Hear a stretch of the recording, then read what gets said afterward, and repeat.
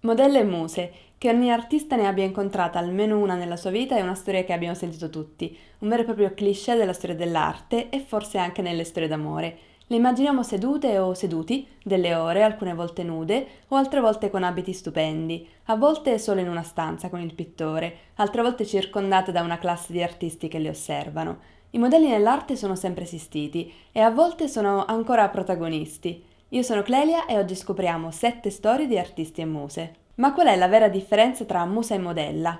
Parliamoci chiaramente, ne parlo al femminile solo per una questione di numeri nella storia dell'arte conosciuta, ma uomo-donna, il rapporto tra modella e artista o musa e artista è sempre stato parte del gossip dell'arte. Una modella o un modello per un artista sono coloro i quali si prestano per amicizia o perché pagati per farlo nel posare per un certo periodo di tempo per una o più opere. Può essere appunto una relazione di lavoro nata dalla casualità, perché l'artista è alla ricerca di qualcuno di cui osservare i movimenti, le espressioni o gli atteggiamenti, oppure al contrario può nascere da un forte interesse reciproco che diventa a volte molto più della semplice osservazione e rappresentazione. In certe storie potremmo immaginarla come una progressione. Un giorno un artista e una modella o un modello si incontrano e iniziano a collaborare. Poi questo modello diventa il preferito e da lì comincia a essere presente in moltissime opere, fin quando non diventa una vera e propria musa. Altre volte invece un artista viene rapito e la modella diventa subito musa ispiratrice. La storia delle muse e il concetto stesso di musa nasce in Grecia. Le muse erano infatti delle divinità religiose che si racconta vivessero su un monte, il monte Liconia, e che ispiravano gli artisti. C'era la musa della storia, Clio, oppure c'era quella della astronomia, Urania, oppure quella della poesia, Calliope, dalla voce stupenda. In ogni caso il loro ruolo era appunto quello di ispirare l'uomo secondo la tradizione attraverso il canto, infatti erano protette da Apollo.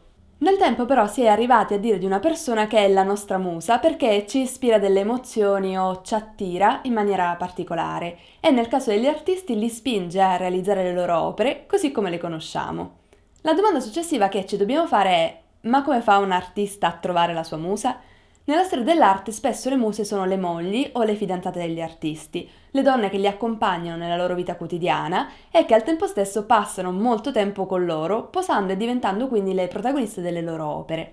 Questo non vuol dire però che tutte le mogli degli artisti siano state muse o al contrario che un artista abbia avuto solo la moglie come musa. Così ad esempio è stato per Rembrandt. Nel 1649 si stanca della sua domestica, un po' anziana ormai, e decide di assumerne un'altra, una giovane donna. Presto la donna diventa anche la sua amante e protagonista di moltissime opere, sia nuda che con degli abiti eleganti. Rimangono insieme per anni e addirittura la ragazza, nel momento in cui Rembrandt perde tutto e dichiara la bancarotta, lo aiuta a risolvere i suoi problemi economici e crea una vera e propria galleria dove lo impiega per rivendere le sue opere per fare in modo che i creditori non riprendano tutto quello che lui deve loro. L'opera più famosa di Rembrandt in cui la donna è protagonista è sicuramente Bezzabea con la lettera di David, in cui gli studiosi, grazie alla deformazione del seno sinistro, sono riusciti perfino a indagare una malattia di cui la ragazza a quanto pare soffriva. Una storia incredibile. Andando avanti nella storia, un'altra relazione artista-modella, di cui vi ho già raccontato sul canale, è quella tra Dante Gabriele Rossetti, artista inglese pre-raffaellita, e la sua Lizzie, Elisabeth Sidal. Quando i due si conoscono, Lizzie lavora come modista nella realizzazione di abiti sartoriali. La sua bellezza fisica è però così particolare da colpire diversi artisti, non solo Rossetti ma anche Millet. Diventa quindi la modella di diverse opere della confraternita e la più famosa è di certo, sono sicura che la conoscerete, Ofelia di Millet.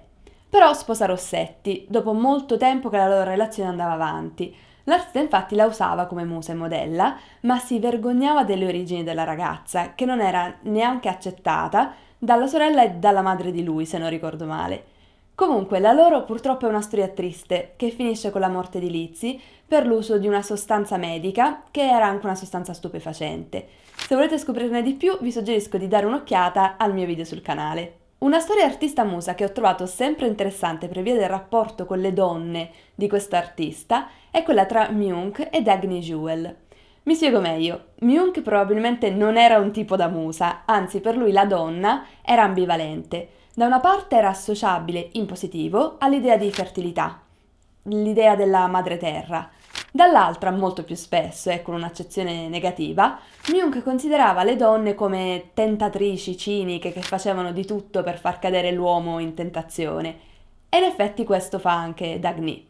Nel 1893 Jung si trasferisce da Oslo a Berlino e lì mette su uno studio.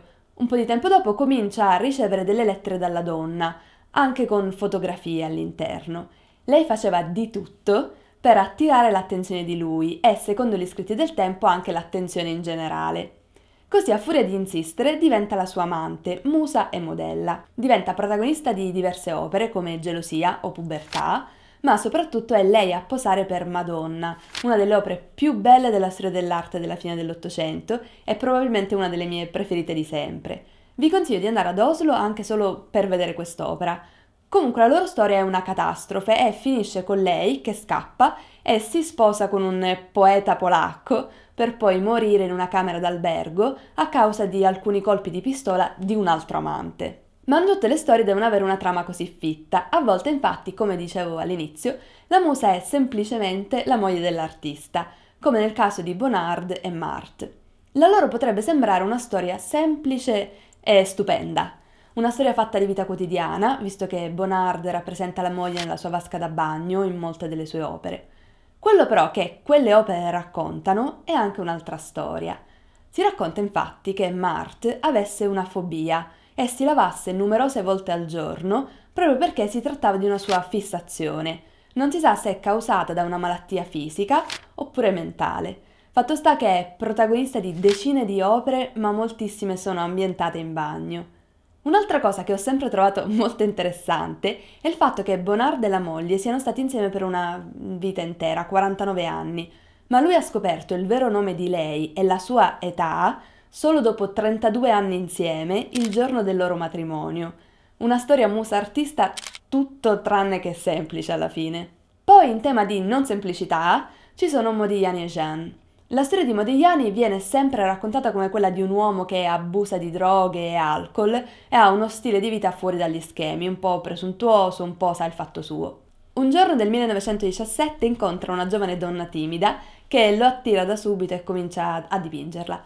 Si innamorano contro la volontà della famiglia di lei, che non approva affatto la storia, e hanno persino una figlia.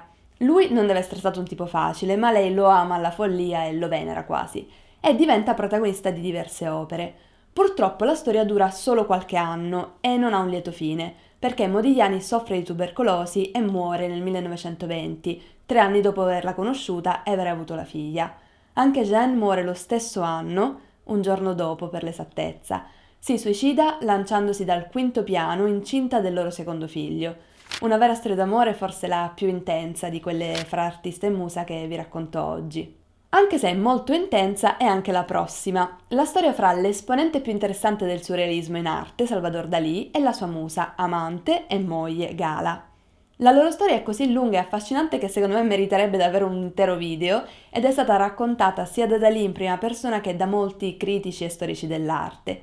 Gala è una donna russa bellissima e soprattutto molto affascinante, e quella con Dalì non è neanche la sua prima storia con un artista. Si incontrano infatti nel 1929, quando lei è già sposata con il poeta surrealista Paul Éluard. La storia con Éluard è in crisi da anni ed è anche fatta di ménage à trois e viaggi nel sud-est asiatico con un altro grande artista, Marc Ernst. Quando si incontra con Dalì, comunque Gala, più grande di lui di circa 10 anni, decide che è arrivato il momento di fermarsi in Spagna con lui e così diventa la sua musa, la sua manager e la sua amante e protagonista di opere come La Madonna di Portligat o La Galatea con sfere. Come dicevo all'inizio, però, non tutte le storie tra musa e artista hanno una protagonista femminile, come è naturale che sia. Solo che le storie con protagonisti al maschile sono state meno raccontate, quindi oggi sono anche meno conosciute. Una delle più note però è quella tra l'artista Francis Bacon e il protagonista di una delle sue opere più belle che io abbia mai visto con i miei occhi. Mi riferisco al ritratto di George Dyer allo specchio, conservato al Thyssen-Bornemisza di Madrid. La leggenda racconta che i due si siano conosciuti mentre Dyer cercava di intrufolarsi in casa di Bacon a Londra per rubare. Molti anni dopo, però, lo stesso artista ha raccontato di essersi conosciuti in un pub di Soho e che la storia era nata dalle origini di Dyer, che prima di conoscere Bacon aveva attraversato e trascorso più tempo in prigione che fuori. Una volta insieme, i due diventano inseparabili. Dyer è presente nella vita di Bacon a 360 gradi, frequenta tutte le inaugurazioni e viene descritto come il suo esatto opposto, Bacon così pensatore e Dyer così libero. Fatto sta che Dyer lo aiuta ad evadere dal suo caos interiore e dal suo lavoro, e l'influenza di Dyer va oltre i numerosi ritratti e diventa fondamentale nell'opera di Bacon, soprattutto dal momento della sua morte per overdose a Parigi, a 2 giorni dalla più grande retrospettiva dell'artista. Da questo episodio nascono infatti la serie di Trittici neri, in cui Bacon esprime tutto il dolore della perdita dell'amante, ma anche il senso di colpa per non essere stato presente quel giorno. Una storia d'amore tormentata e caotica, senza la quale oggi non ci sarebbero però dei grandi capolavori. E se questo video in cui abbiamo scoperto 7 storie tra artista e musa ti è piaciuto, iscriviti al canale e condividilo con altri amanti dell'arte. Ti consiglio inoltre di dare un'occhiata al video sui film legati alle vite degli artisti o a quello della storia d'amore tra Rossetti e Sidal. Grazie e alla prossima!